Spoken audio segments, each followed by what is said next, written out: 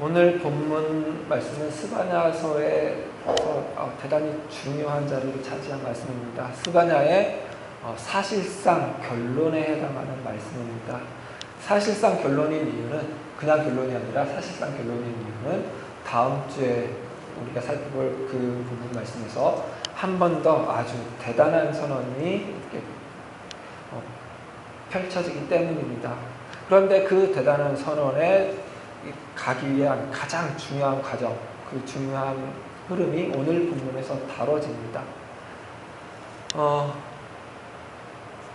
우리가 지금까지 살펴보았던 스바냐서는 하나님의 백성, 하나님의 나라인 유다가 하나님께 모든 것을 다 쓸어버리겠다는 심판 선언을 받을 정도로 강포해지고 죄악이 가득한 사회가 된 이유와 그 결과에 대해서 이야기를 하고 있죠. 그것은 바로 교만이었습니다.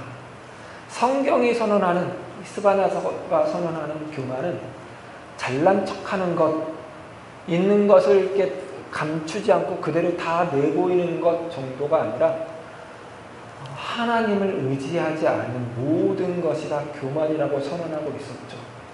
인간이 하나님을 의지하지 않고 자기 자신이 만든 어떤 것, 재물, 권력, 제도, 사상, 혹은 종교, 이 모든 것을 의지하는 것이다. 교만이라고 했죠. 그러니까 교만은 결국 인간이 자기 자신을 의지하는 것 그 자체라고 했습니다. 이 교만과 대조되는 개념으로 겸손을 제시하고 겸손을 요구하기도 했죠. 이 겸손은 교만의 반대편에 있어서 충분히 가지고 있고 내세울 수 있지만 그걸 감추는 것 정도가 겸손이 아니라는 사실에 대해서도 충분히 이야기를 했습니다. 성경이 말하는 겸손, 이 스바냐서가 계속해서 그 교만과 대조되는 개념으로 제시하는 겸손은 하나님을 의지하는 것 그 자체였습니다. 자기 자신이 만든 어떤 것을 하나라도 의지하지 않고 자기 자신을 의지하지 않고 오직 하나님만 의지하는 것, 이게 겸손이라고 그랬죠. 그런데 이 겸손을 가져도 괜찮은가? 이 험한 세상, 이 무서운 세상, 이 강자들이 득실거리는 세상에서 정말 내가 만든, 내가 눈에 보이는 힘, 내 재물, 내 지혜, 내 복을 갖다 주는 신, 그런 것 의지하지 않고 눈에 보이지 않는 요 하나님 의지해도 괜찮은가? 라는 질문이 생길 수 있다고 그랬죠. 그리고 스바냐도 그 질문의 가능성을 인정하고 그 질문의 가능성에 대한 답을 제시했었죠. 하나님은 신뢰할 만하다. 하나님은 결코 너희를 내버려 두는 하나님이 아니다. 하나님은 복도 내리지 않고 화도 내리지 않는 하나님이 아니라 너희의 모든 것을 간섭하시는 하나님이여, 너희 사회에, 너희 마음속에 강포가 가득할 때 그 강포에 대하여 벌하시는 하나님이시다. 그리고 뿐만 아니라 너희가 아무리 큰 죄 가운데 거할지라도, 아무리 하나님 앞에 더러운 자라고 스스로 여길지라도 하나님은 너희를 결코 버리는 하나님이 아니다. 하나님은 늘 너희 가운데 그 더럽고 패역한 성 예루살렘에 한결같이 거하시며 매일매일 당신의 공의를 비추시는, 공의를 쏟아내시는, 공의를 행하시는 하나님이시다 라고 선언을 했죠. 그래서 겸손해도 괜찮다, 하나님만 의지해도 괜찮다 라는 데까지 왔습니다. 그런데 이 대목에서 우리의 모든 질문이, 모든 의구심이 다 해소되는 것은 아니죠. 이제 여기서 해결해야 되는 질문은 뭐냐면, 그러면 그 겸손은 도대체 뭐냐? 그리고 그 겸손은 도대체 어떻게 갖출 수 있느냐라는 질문이 생길 수 있겠죠. 오늘 본문은 그 질문에 대한 답이 되기도 할 것입니다. 그런데 오늘 본문에서 우리가 쉽게 오해하면 안 되는 것 하나가 있습니다. 그냥 쉽게 넘어가면 안 되는 것 하나가 있는데, 오늘 본문은 그 겸손은 어떻게 갖춰줄 수 있으며 그 겸손하다는 것은 도대체 무엇인가에 대한 답이 있다고 그랬죠. 오늘 본문의 주된 내용은 이 겸손, 그 겸손한 자들로 대표되는 남은 자에 관한 내용으로 가득 차 있습니다. 특별히 11절부터 13절까지 내용이 더더욱 그런데요. 이 남은 자는 겸손한 자이고 교만한 자와 대조되는 자이죠. 그런데 교만한 자는 하나님께서 제거해버릴 대상입니다. 그러니까 이런 생각이 쉽게 들 수 있죠. 하나님께 제거당하지 않기 위해서 겸손하자. 그런데 실제로 대단히 많은 주석들이 이 오늘 본문을 가지고 그런 적용을 하면서 결론을 내리기가 쉽습니다. 그런 주석들이 대단히 많습니다. 특별히 이 시대에 만들어진 주석은 더더욱 그런데요. 왜냐하면 지금 이 시대는 복음주의가 지배했던 시대이기 때문입니다. 복음주의가 나쁘다는 것은 아닙니다. 복음주의는 신앙생활은 이런 운동을 해야 된다, 이런 실천을 해야 한다는 어떤 실천을 강조하는 어떤 사조였습니다. 그래서 우리가 지금은 약간 이제 그게 조금 주춤하고 잦아들긴 했지만 1980년대, 90년대 그리고 2000년대 초반에는 이런 신앙생활을 강조하는 교회들이 대단히 많았죠. 그래서 성경을 읽건 성경 공부를 하건 설교를 하건 가장 중요한 것은 자기가 실천할 수 있는 어떤 적용거리를 찾는 거였죠. 오늘 본문에서도 그러려고 하는 관성이 생겨버리면 안 된다는 것입니다. 겸손하자, 혹은 남은 자가 되자, 혹은 그걸로도 좀 부족한 것 같으니까 하나님께 신실한 겸손한 남은 자가 되자, 이런 같은 말을 계속 반복하는 정도의 결론으로, 그런 어떤 적용으로 마무리하기 쉽다는 것입니다. 그런데 오늘 본문은 그런 정도의 말을 하는 것이 아니라고 그랬죠.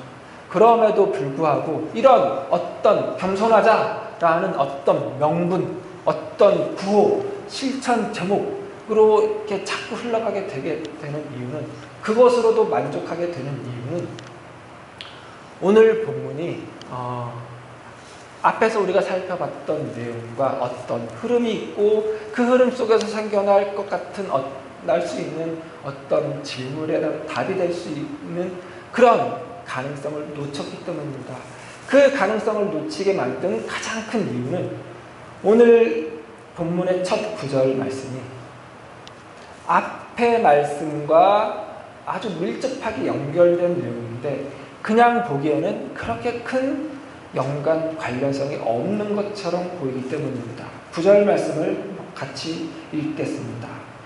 그때 내가 여러 백성의 입술을 깨끗하게 하여 그들이 다 여호와 이름을 부르며 한 가지로 나를 섬기게 하리니. 그때에 이렇게 시작을 하죠. 이 그때는 당연히 이 우리가 지난주에 살펴봤던 1절부터 8절 사이에 있는 그때입니다. 이것으로도 충분히 연결되지 않느냐고 생각할 수 있겠지만, 그러나 이 그때는 그냥 앞에서 봤던 그 그때만 가져오면 됩니다. 그러니까 논리적으로 큰 상관관계는 없이 이렇게 연결된 상태라는 거죠. 그러나 이 구절 말씀을 히브리 원문상으로 보면은 논리적으로도 밀접하게 연결이 되어 있습니다. 우리말 성경에서는 표준 세번역이 아니죠. 우리말 성경에서는 이게 하나도 반영이 되지 않았습니다. 일부 영어 성경에서는 이 논리적으로 연결된 것이 반영이 되었는데요. 원문상으로는 왜냐하면 그때입니다. 그러니까 우리말 성경에서는 왜냐하면이라는 말이 다 생략이 된 것이죠. 왜냐하면 그때, 그러면은 이 앞에 있는 내용이, 앞에서 선언된 어떤 내용이 지금 이제 9절에서 펼쳐질 말씀에 전제 조건입니다. 그러니까 지금 9절에서부터 선언된 내용은 앞에서 선언된 그 전제 내용의 근거이며 이유로 제시되는 것이죠.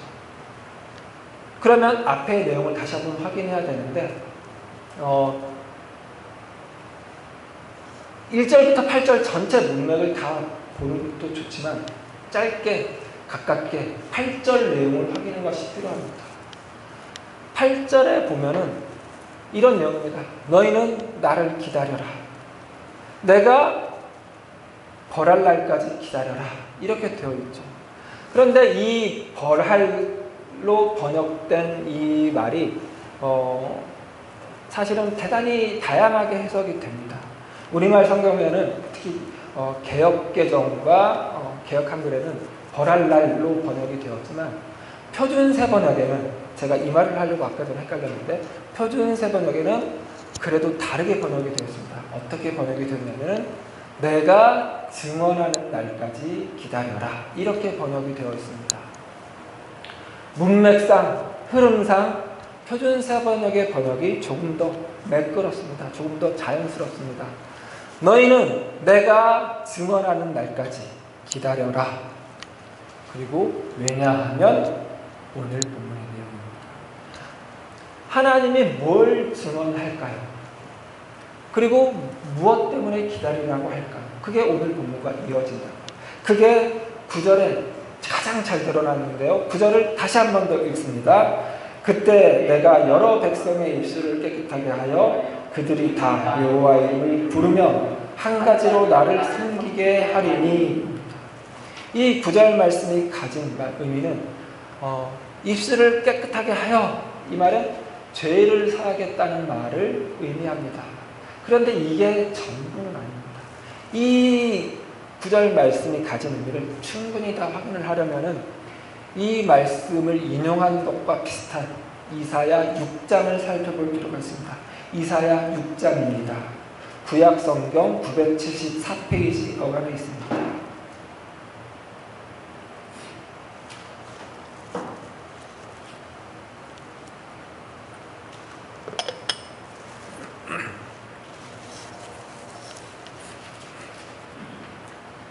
이사야 6장은 예언자 이사야가 하나님께 예언자로서의 소명을 받는 장면입니다. 예언자고 부름받을 때 있었던 어떤 장면입니다. 유다 왕 우시야가 죽던 해에 이사야가 성전에 앉아 있다가 어떤 환상을 봤습니다. 높이 들린 하나님의 보좌와 그 보좌부터 흘러내리는 하나님의 옷자락이 그 온 성전을 가득 채웠고 스랍들이 하나님의 거룩함을 찬송하는 소리가 가득하고, 그래서 온 성전이 진동하고 하나님의 영광이 가득한 것을 봤습니다. 그리고 그 하나님의 거룩하신 하나님의 영광을 본 이사야가 이렇게 생각을 합니다. 5절을 같이 읽습니다. 6장 5절입니다.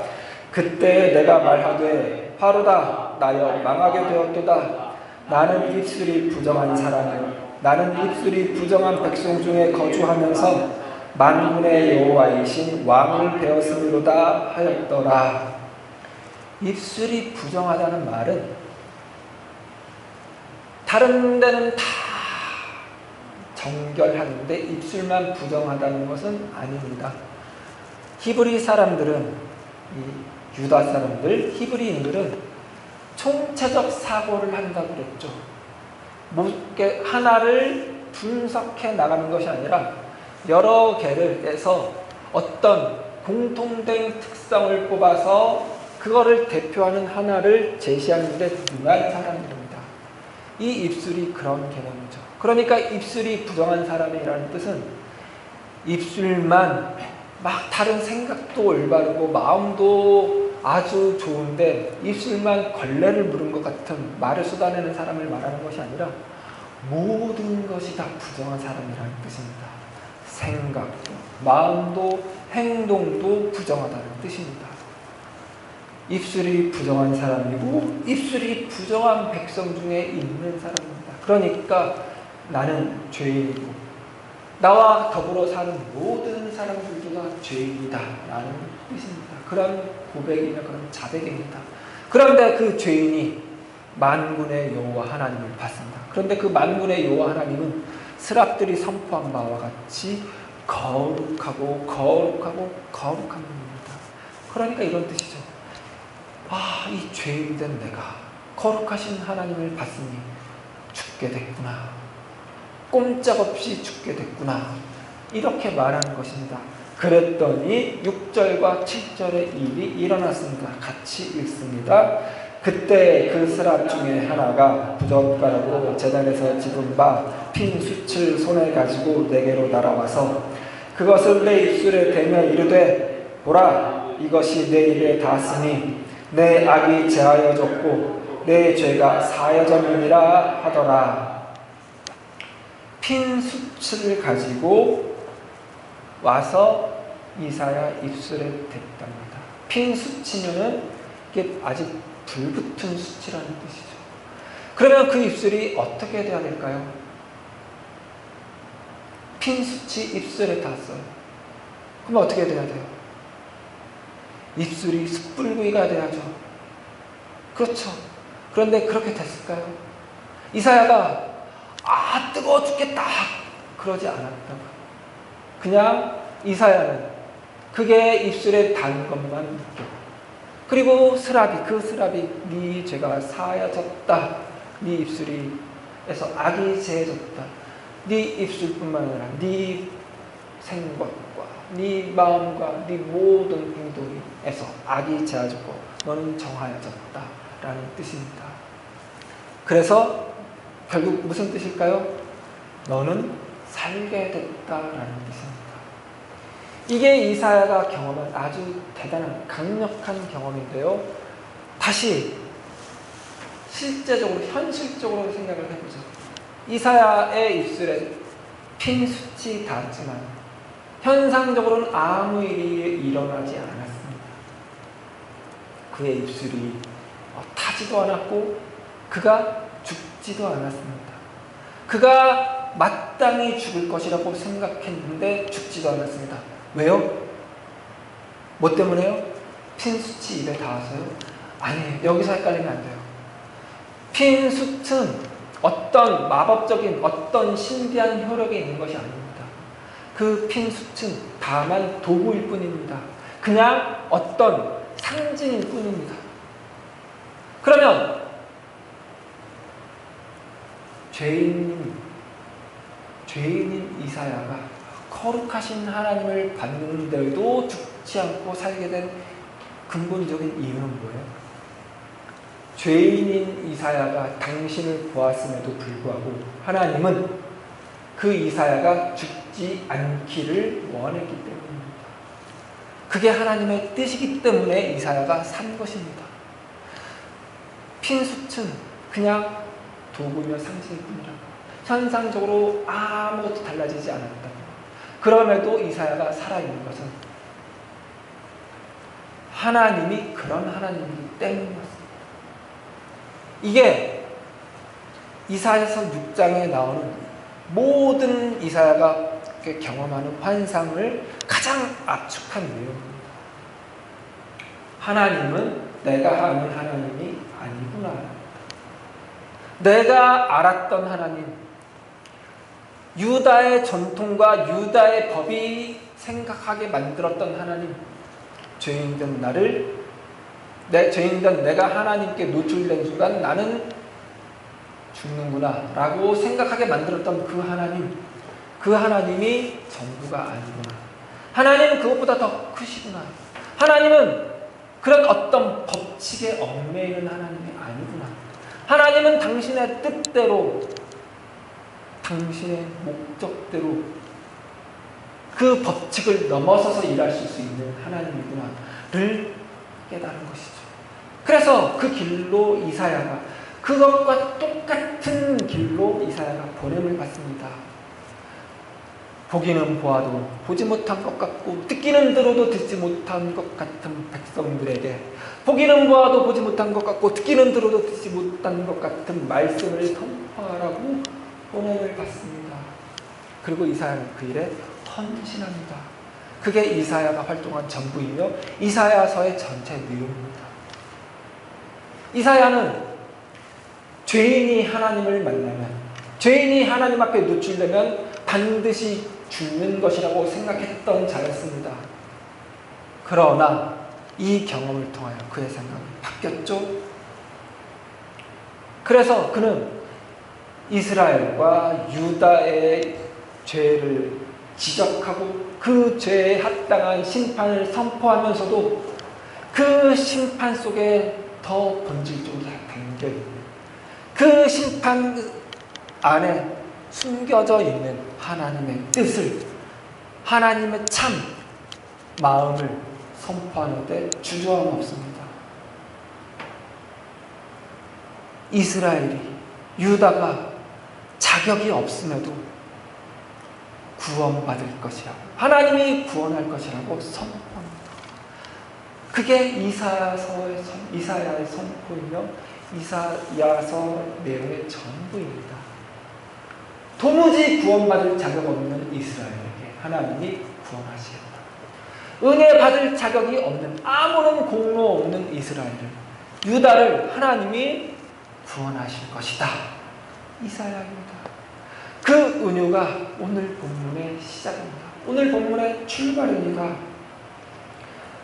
내가 여러 백성의 입술을 깨끗하게 하여 다만 그들의 죄를 사할 뿐 아니라 그들의 전 인격을 다 바꿔서, 이사야가 그랬던 것처럼 눈에 보이는 것이 전부가 아니라 그 너머에 있는 하나님, 실제하시는 하나님을 보게 하고 그 하나님을 섬기게 할 뿐만 아니라 그보다 더 나아가서 본인 스스로 나는 내 입술은 부정한 입술이라고 생각하는 자들이, 그래서 여호와를 감히 부를 수 없는 자들이 여호와를 부르게 하겠다라는 뜻입니다.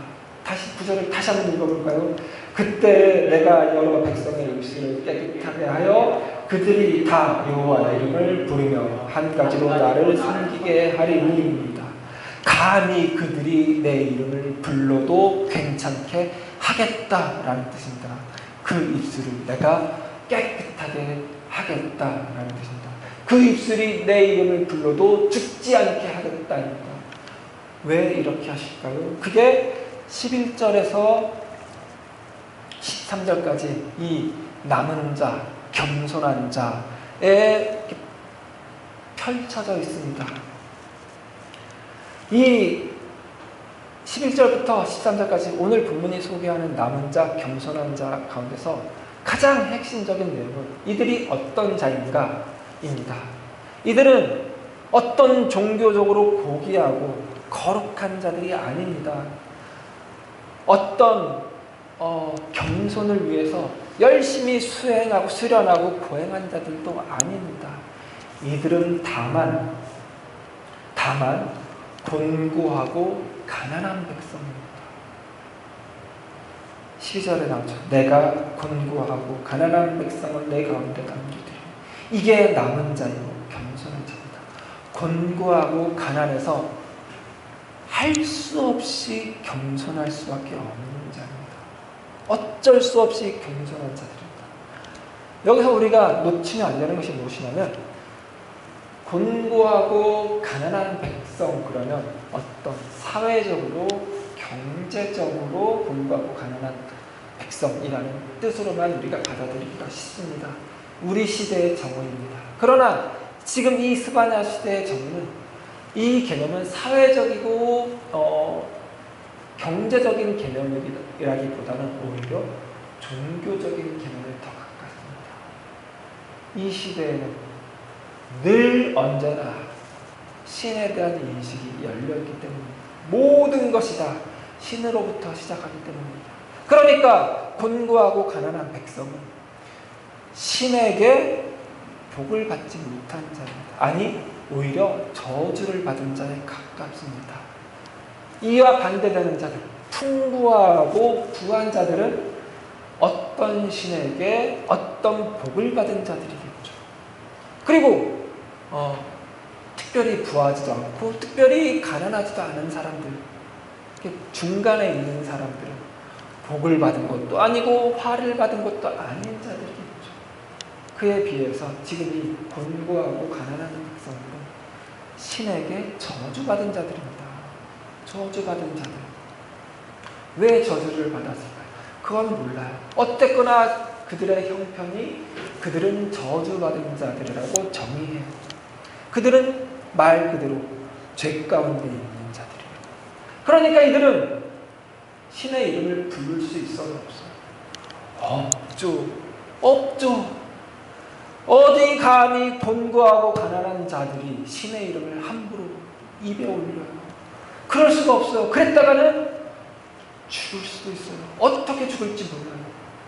가다가 벼락을 맞을지, 물에 빠져 죽을지, 짐승에 밟혀 죽을지 몰라요. 그래서 이들은 감히 신의 이름을 입에 올려도 안 돼요. 당연히 이들은 신을 섬길 수가 없죠. 어떤 신이라도 섬길 수가 없어요. 왜냐하면 그들은 저주받은 자로 인정된 자들이기 때문이죠. 그런데 우리 여호와 하나님은 이런 자들에게도 하나님이 되시겠다고 하시는 거예요. 이런 자들이 내 이름을 불러도 좋다. 이런 곤고하고 가난한 백성이 내 이름을 부른다고 해서 내 이름이 더럽혀지지 않는다. 내 이름은 그 정도로 망가지지 않는다. 오히려 내 이름을 부른 그들이 오히려 정결케 될 것이다. 오히려 나를 섬겨도 좋은 자가 될 것이다. 라고 선언하는 거예요. 그들은 저주받은 자가 아니라 오히려 하나님의 보호하심을 받는 자들이다. 그러니까 이 곤고하고 가난한 자들에게 여호와 하나님은 유일한 하나님이죠. 유일하게 의뢰할 수 있는, 유일하게 의지할 수 있는, 유일하게 의탁할 수 있는 하나님이죠. 그런 자들을 하나님이 벌하지 않고, 내치지 않고, 버리지 않고 보호하시겠다고 선언하는 거예요. 그러니 이들이 어디 다른 데 가겠어요? 이 하나님 말고 다른 것 의지할 수 있어요? 없죠. 이런 하나님 이들에게 어디 있어요? 그러니 이들은 하나님만 의지할 수밖에 없습니다. 하나님만 의지하는 것이니까 겸손한 것이죠. 겸손해질 수밖에 없습니다. 겸손하니까, 하나님과 늘 동행하니까 이들에겐 죄가 없습니다. 이들이 죄를 짓지 않는다는 것은 윤리도덕적으로 흠결이 없다는 것을 뜻하는 것이 아닙니다. 이들은 하나님과 함께하는 자들입니다. 하나님을 의지한다는 뜻입니다. 자기 힘으로 뭔가 자기 일을 이루려고 노력하는 자가 아니라는 뜻입니다. 그래서 죄가 없다는 뜻입니다. 죄가 뭐라고요? 하나님의 영광에 이르지 못하는 것. 어떤 경우에 하나님의 영광에 이르지 못한다고 그러죠? 하나님만 하실 수 있는 뮤직 파트를 자기가 하겠다고 하는 것, 뮤직 파트로 끝나는 것, 그게 죄라고 그러죠. 그런 차원에서 이 곤고하고 가난한 백성들은 죄를 지을 수가 없습니다. 이렇게 하나님은 이들을 입술을 깨끗하게 하겠다고 선언하시는 것이죠. 그러니까 기다려라 하는 것이죠. 다시 8절, 지난주에 봤던 본문의 마지막으로 이어지는 것입니다. 그러니까 기다려라. 내가 내 신실함을, 내가 어떻게 일하는지를, 내가 너희의 그 모든 악한 상황들을 어떻게 쓰는지를 보여주겠다. 내가 증언하겠다. 그러니 기다려라. 이죠. 다른 말로 견뎌라. 인내해라. 참아내라. 너희가 아무리 죄 가운데 있는 것 같고 너희 죄가 주홍같이 붉고 그래서 하나님이 더 이상 너희를 돌볼 것 같지 않고 하나님이 너희를 벌하고 버리는 게 마땅하다고 생각되는 그 순간에조차 참고 견디고 인내해라. 지금 너희가 맞이한 상황이 아수르의 지배에 시달리고 너희의 유일한 희망인 것 같았던 애국까지 아수르에 망하고 이 유다 사회는 친아수르 하는 자들 때문에 강포가 가득하고 불의가 가득하다고, 그렇다고 해서 하나님이 너희를 버리는 것이 아니다. 너희의 현실이, 너희의 상황이 아무리 악해도, 너희가 아무리 부정한 백성 가운데 있는 것 같아도 하나님이 너희를 버리지 않는다. 그것을 하나님은 오히려 뒤집어 쓰실 것이다 라고 선언하면서 기다리라고, 인내라고 하는 것이라. 그러니까 겸손하자라는 말로 이루어질 수 있는 것이 아닙니다. 겸손하자라는 말로 할 수 있는 겸손은 흉내내는 것이라고 했죠. 겸양 떠는 것이라고 그랬죠. 교만의 또 다른 포즈일 뿐이라고 그랬죠. 겸손은 그러면 어떻게 이루어지는 것이라고 오늘 본문에서 밝히는 바와 같이 내 공고함, 내 가난함을 철저하게 알고 내 유일한 의지는 오직 하나님뿐이라는 것 알고 이런 나를 받아주신 오직 하나님뿐이라는 것 알고 그 하나님 의지하고 그 하나님 섬기는 것, 그게 겸손이라. 그러니까 겸손은 한때에 가고 한때의 작정으로 이루어지는 것이 아니라 시간이 필요한 일입니다. 그래서 하나님이 기다리라고 하는 것이죠. 그때를 기다리라고 하는 것이죠.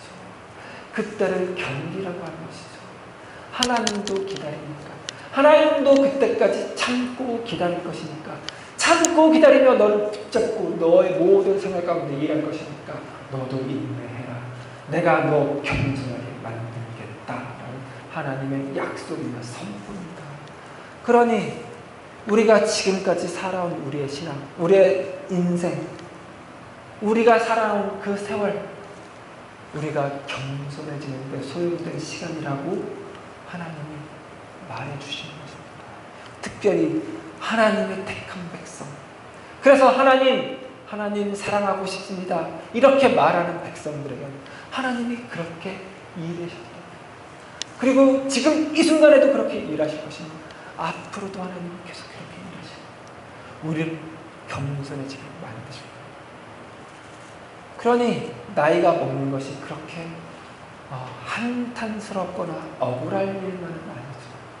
그러나 우리 이렇게 주변에서 여러분과 이렇게 동년배이신 분들을, 특히 믿지 않는 분들을 봐면서 느꼈을 것과 같이 하나님을 알지 못하고 이렇게 나이를 먹는 것은 그렇게 아름답지만은 않습니다. 왜냐하면 겸손을 배우지 못하기 때문에. 겸손을 흉내낼 수는 있어도 겸손을 배우지 못하죠. 우리만, 하나님을 아는 우리만 가질 수 있는 특권입니다. 그게 우리 인생입니다. 그게 우리 신앙생활입니다. 그게 우리 하나님이 우리에게 주신 선물입니다. 겸손, 하나님이 우리에게 주신 선물입니다. 지금 우리가 가진 어느 정도만큼의 겸손은 지금까지 하나님이 우리에게 너 내 백성으로 살아오느라 수고했다라고 주시는 선물이며, 앞으로 우리가 하나님이 참으라고 견디라고 하는 그 정도의 수준까지 그 겸손은 하나님이 우리를 위하여 예비하신 선물입니다.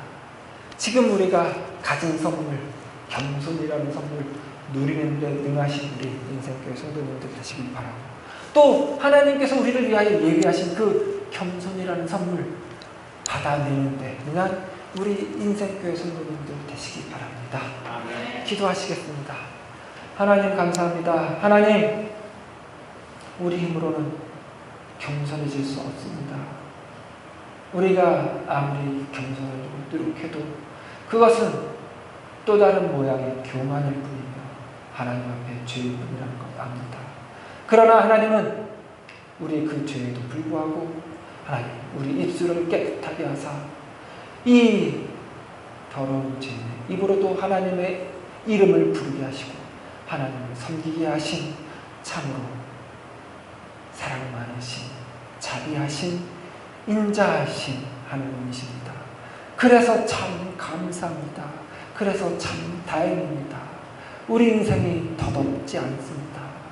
우리 인생이 우리가 겸손해져가는 시간이며 앞으로 우리가 살아가는 인생 또한 그 모든 시간들이 더욱더 겸손해져가는 시간이라는 것을 알고 그 기쁨으로 그 기대로 살아가는 우리가 되게 도와주시옵소서. 하나님께서 우리에게 주시는 선물 누리고 지금 우리 삶 가운데서 누리며 또 앞으로 우리에게 주신 예비하신 그 선물 바라며 소망하며 견뎌내며 인내하며 살아가는 우리 되게 도와주시옵소서. 감사드리며 예수님의 이름으로 기도드렸습니다. 아멘.